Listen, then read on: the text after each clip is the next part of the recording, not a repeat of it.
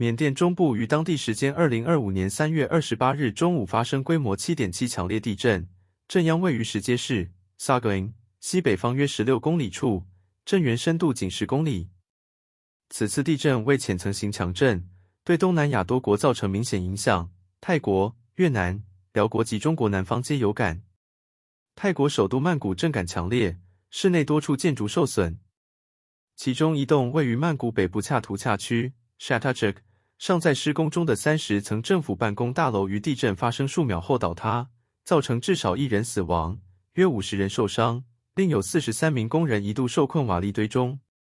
泰国总理贝东塔 Paetongtarn Shinawatra 随即宣布曼谷进入紧急状态，并呼吁民众远离高楼建筑。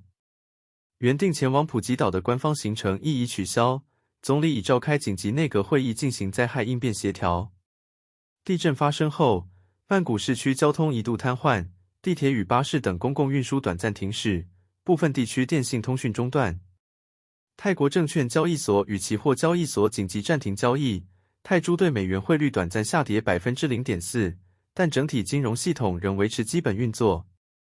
邻近的越南多地亦回报强烈震感，首都河内与胡志明市的高楼办公室与住宅均出现民众紧急疏散情形，部分建筑墙面传出裂缝损坏，当地政府已启动防灾通报机制。